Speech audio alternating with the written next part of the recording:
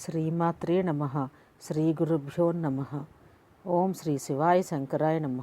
వ్యాసాయ విష్ణురూపాయ వ్యాసరూపాయ విష్ణవే నమో వై బ్రహ్మనిధయే వాసిష్ఠాయ నమో నమ. 20వ రోజు పారాయణము. పృథు చక్రవర్తి అడుగుతున్నాడు, దేవర్షి, తులసిని స్థాపించి ఆ మండపంలోనే ముందుగా విష్ణు పూజ చేయాలని సెలవిచ్చావు. పైగా తులసిని హరిప్రియ, విష్ణువల్లభ వంటి పేర్లతో సంబోధించావు. శ్రీవారికి అంతటి ప్రియకరమైన ఆ తులసీ మహత్యాన్ని వినిపించు. నారదుడు చెప్తున్నాడు, శ్రద్ధగా విను. పూర్వం ఒకానొకసారి ఇంద్రుడు సమస్త దేవతాసుర సమేతుడై శివదర్శనార్థం కైలాసానికి వెళ్ళాడు. ఆ సమయానికి శివుడు బేతాళ రూపి అయి ఉన్నాడు. భీత మహాదంష్ట్ర నేత్రాలతో మృత్యుభయంకరంగా ఉన్న ఆ స్వరూపాన్ని శివునిగా గుర్తించలేక ఈశ్వరుడు ఎక్కడున్నాడు, ఏం చేస్తున్నాడు అంటూ ఆయననే ప్రశ్నించసాగాడు ఇంద్రుడు. కానీ ఆ పురుషోత్తముడు జవాబియ్యని కారణంగా నిన్ను శిక్షిస్తున్నాను, ఎవరు రక్షిస్తాడో చూస్తాను అంటూ తన వజ్రాయుధంతో అతని కంఠసీమపై కొట్టినాడు. ఆ దెబ్బకు ఆ భీకరాకారుడి కంఠం కమిలి నల్లనైంది. కానీ ఇంద్రుడి వజ్రాయుధం మాత్రం బూడిదైపోయింది.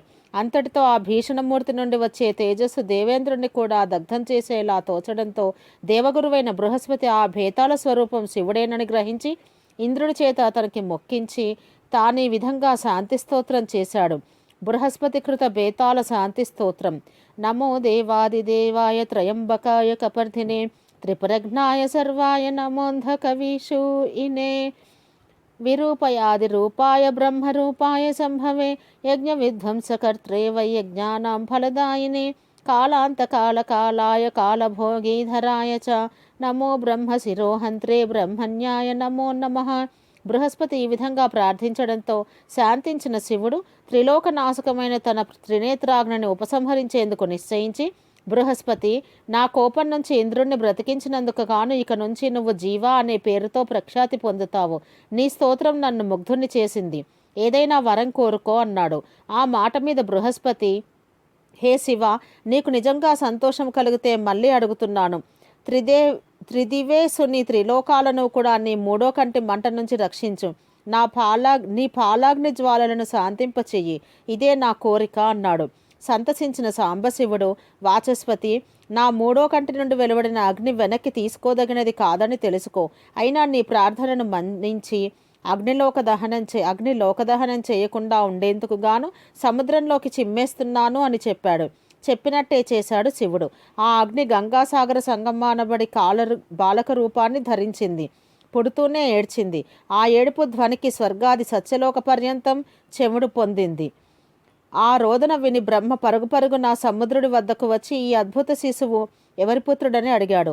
అందుకు సముద్రుడు ఆయనకు నమస్కరించి, గంగా సంగమంలో జన్మించాడు కనుక ఇతను నా కుమారుడే. దయచేసి వీనికి జాతకర్మాది సంస్కారాలను చేయమని కోరాడు. ఈ మాటలు జరిగే లోపల ఆ కుర్రాడు బ్రహ్మ గడ్డాన్ని పట్టుకుని ఊగలాడసాగాడు. వాడి పట్టం నుంచి తన గడ్డం వదిలించుకునేందుకు బ్రహ్మకు కళ్ళనీళ్ల పర్యంతమైంది. అందుకు విధాత, ఓ సముద్రుడా, నా కళ్ళ నుంచి రాలి చిందిన నీటిని ధరించిన కారణంగా వీడు జలంధరుడనే పేర విఖ్యాతుడవుతాడు. సకల విద్యావేత్త వీరుడు అయి శివునిచే తప్ప ఇతరులకు వధించరాని వాడవుతాడు అని దీవించి పట్టాభిషేక్తుని చేశాడు. ఆ జలంధరుడికి కాలనేమి కూతురైన బృందనిచ్చి పెళ్లి చేశారు. రూపవయో విలాసుడైన జలంధరుడు బృందను భార్యగా గ్రహించి దానవాచార్యుడైన శుక్రుని సహాయంతో సముద్రం నుండి భూమిని ఆక్రమించి స్వర్గంలా పాలించసాగాడు. నారదుడు చెబుతున్నాడు, పూర్వం దైవోపహతమై పాతాళాది లోకాలలో దాగిన దానవ బలమంతా ఇప్పుడు జలంధరుణ్ణి ఆశ్రయించి నిర్భయంగా సంచరించసాగింది. ఆ జలంధరుడు ఒకనాడు శిరోవిహీనుడైన రాహువుని చూసి వీడికి తల లేదేమిటి అని ప్రశ్నించిన మీదట శుక్రుడు గతంలో జరిగిన క్షీరసాగర మథనం, అమృతపు పంపకం, ఆ సందర్భంగా విష్ణువతని తల తెగవేయడం ఇత్యాదిగా గల ఇతిహాసమంతా చెప్పాడు. అంతా విన్న సముద్రతనయుడైన జలంధరుడు మండిపడ్డాడు. తన తండ్రి అయిన సముద్రుడిని మథించడం పట్ల చాలా మదనపడ్డాడు. ఘస్మరుడనే వాణ్ణి దేవతల దగ్గరికి రాయబారిగా పంపాడు. వాడు ఇంద్రుడి వద్దకు వెళ్ళి, నేను రాక్షస ప్రభువైన జలంధరుడి దూతను. ఆయన పంపిన శ్రీముఖాన్ని విను. ఇంద్ర, నా తండ్రి అయిన సముద్రుని పర్వతంతో మధించి అపహరించిన రత్నాలన్నింటినీ వెంటనే నాకు అప్పగించు. అది విన్న అమరేంద్రుడు, ఓ రాక్షస దూత, గతంలో నాకు భయపడి లోకకంటకాలైన పర్వతాలని, నా శత్రువులైన రాక్షసుల్ని ఆ సముద్రుడు తన గర్భంలో దాచుకున్నాడు. అందువల్లనే సముద్రమథనం చేయాల్సి వచ్చింది. ఇప్పటి మీ రాజులాగానే గతంలో శంఖుడనే సముద్రనందనుడు కూడా అహంకరించి ప్రవర్తించి నా తమ్ముడైన ఉపేంద్రుని చేత వధించబడ్డాడు.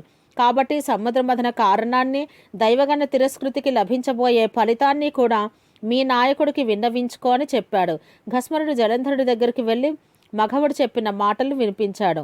మండిపడ్డ జలంధరుడు మరుక్షణమే స్వర్గంపై సమరం ప్రకటించాడు. శుంభ నిశుంభాది సైన్యాధిపతులతో సహా దేవతలపై దండెత్తాడు. ఉభయ సైన్యాల వారు ముసల పరిఘ బాణ గదాధ్యాయుధాలతో పరస్పరం ప్రహరించుకున్నారు. రథగజ తురగాధిక శవాలతోనూ రక్త ప్రవాహాలతోనూ రణరంగం నిండిపోయింది. రాక్షస గురువైన శుక్రుడు మరణించిన రాక్షసులందరినీ మృత సంజీవుని విద్యతో బతికిస్తూ ఉండగా, దేవగురువైన బృహస్పతి అచేతనాలైన దేవగణాలను ద్రోణగిరి మీద దివ్యౌషధాలతో చైతన్యవంతం చేయసాగాడు. ఇది గ్రహించిన శుక్రుడు జలంధరుడికి చెప్పి ఆ ద్రోణగిరిని సముద్రంలో పారవేయించాడు. ఎప్పుడైతే ద్రోణపర్వతం అదృశ్యమైందో అప్పుడు బృహస్పతి దేవతలను చూచి, ఓ దేవతలారా, ఈ జలంధరుడు ఈశ్వరాంశ సంభూతుడు కాబట్టి మనకు జయింప సఖ్యం కాకుండా ఉన్నాడు. అందువల్ల ప్రస్తుతానికి ఎవరి దారిన వాళ్ళు పారిపోండి అని హెచ్చరించాడు. అది వినగానే భయార్తులైన దేవతలందరూ కూడా యుద్ధరంగం నుంచి పారిపోయి మేరుపర్వత గుహాంతరాలను ఆశ్రయించారు. అంతటితో విజయాన్ని పొందిన జలంధరుడు ఇంద్రపదవిలో తాను పట్టాభిషేక్తుడై శుంభ నిశుంభాదులను తన ప్రతినిధులుగా నిర్ణయించి పారిపోయిన దేవతలను బందీలను చేయడం కోసం కొంత సైన్యంతో ఆ మేరుపర్వతాన్ని సమీపించాడు. 20వ రోజు పారాయణం సమాప్తం. ఓం సహనావవతు సహనౌ భునత్తు సహ వీర్యం కరవావహై తేజస్వినావధీతమస్తు మా విద్విషావహై. ఓం శాంతి శాంతి శాంతి.